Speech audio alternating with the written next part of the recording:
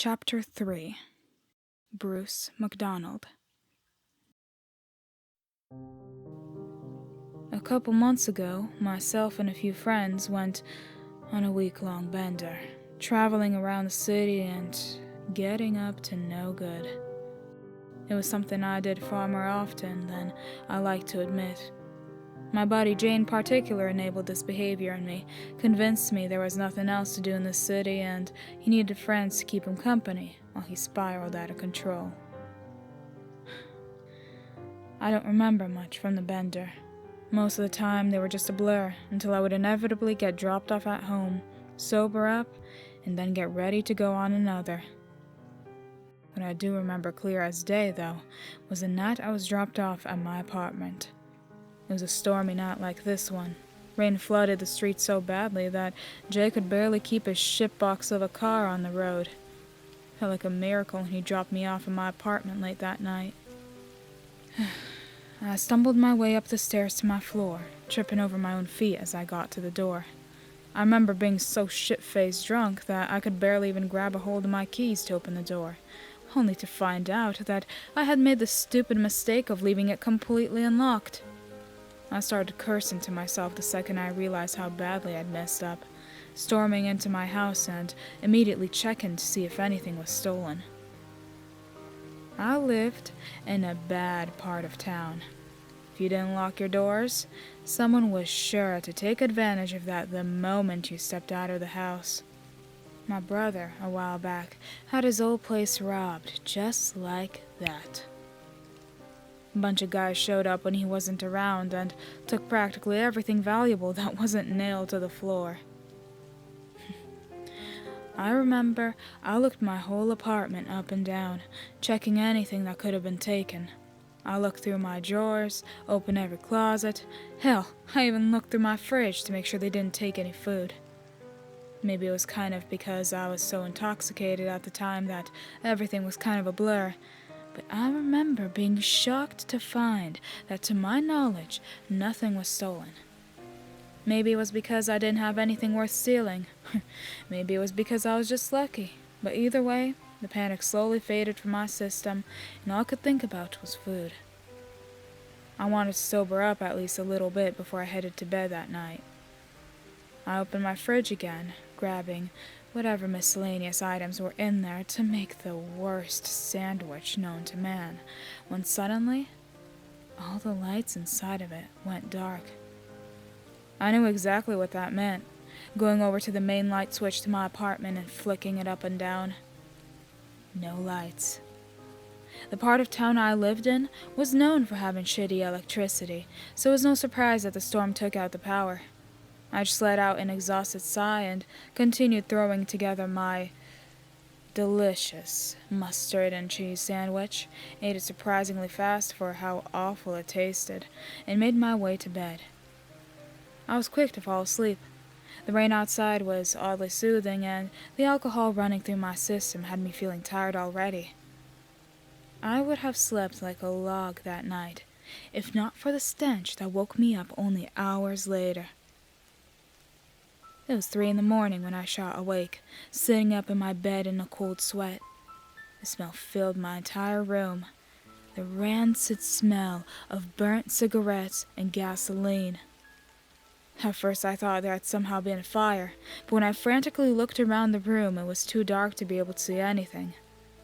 I blindly felt around the nightstand next to me for my phone, turning on the flashlight with what little battery I had left.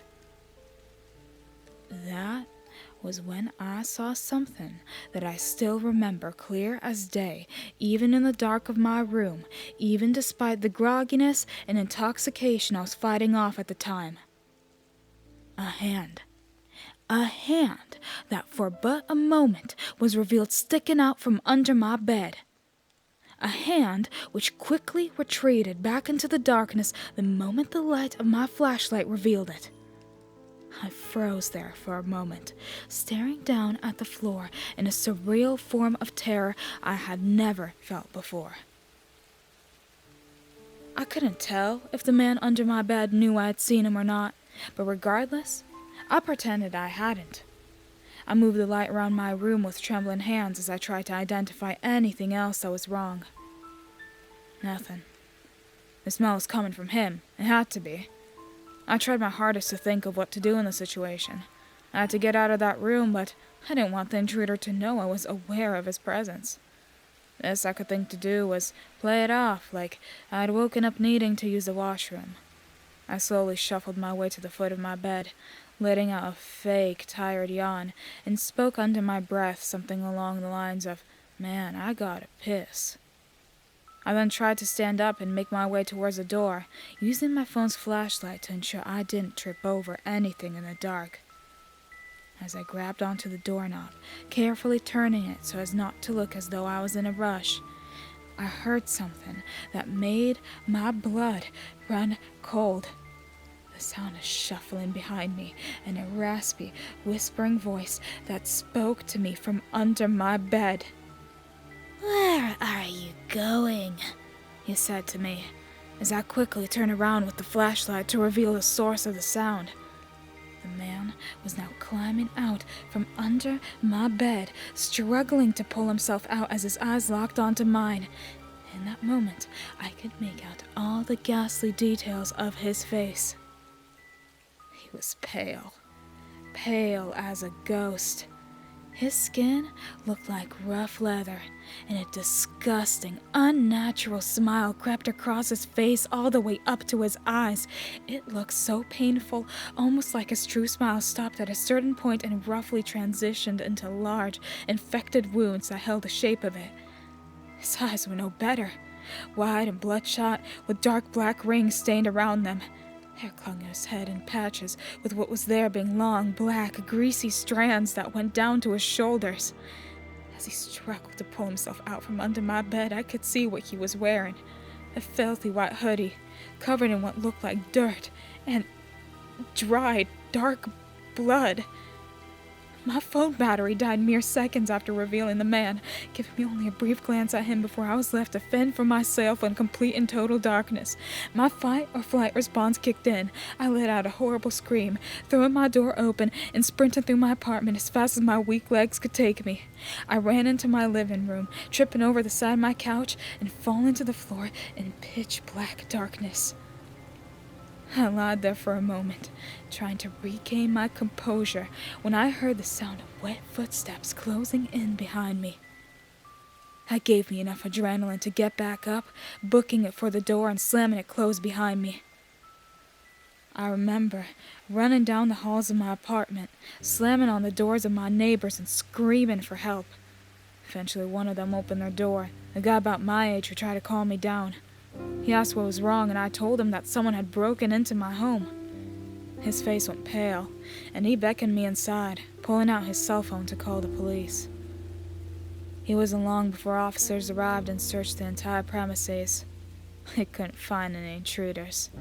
It seemed like the man had slipped out in the time it took for him to get there. They asked me a couple of questions, finding empty beer bottles and tobacco around my house. I assured them that he was there, and that I had no idea who he was. After that night, I was paranoid. I never left the house and kept everything locked at all times. I remember my buddy Jay tried calling me to go out, but I kept ignoring him, scared that if I left, that man would find a way back into my house while I was away. Eventually he stopped talking to me, choosing to continue our destructive habits alone. Months later, I ended up going to rehab. The whole experience kind of scared me straight in a weird way.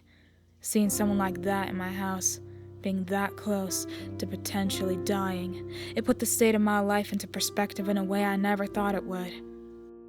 Anytime I think about going back to my old habits now, whether it be weed or alcohol, I just think about that face staring at me from the dark, and it makes me think twice. I just hope my buddy's doing alright now without me. Anyways, the reason I came in here to talk to you two is because I've been hearing about the murders going on. About how this guy shows up at night and kills people in their sleep. Every time I hear someone bring it up, I just can't help but think it's the same guy I saw that night. I hope my story helps make finding him easier. Nobody should have to go through what I did that night. With the story finished, Bruce MacDonald let out a long, exhausted sigh. Samuel could see a great deal of relief all over the man's face, and for a moment he broke from his, quote, tough cop, end quote, demeanor to give him a soft smile. Norman looked over at Samuel with concern, his eyes wide since the mention of who the two assumed to be J. Douglas. Samuel met his partner's gaze knowingly, quietly shaking his head and hoping that Norman would get the hint not to tell the man in front of them what happened to his friend. "Thank you, Bruce," Samuel said with a light nod. "Your story helps us a lot with this investigation, and don't worry, we promise that this man will be caught." Bruce gave Samuel the same soft smile as Norman stood to escort him out of the room. As Bruce made his way down the hall, he passed someone who appeared to be making their way to the same room he was interviewed in. A smaller individual, with a skinnier build and dark bags under their eyes. Their brown hair was cut short, and they wore a worn-out t-shirt and jeans. As the two passed one another, Bruce gave a small wave to the stranger. They simply passed him by with no regard, and walked into the interview room to give their own testimony.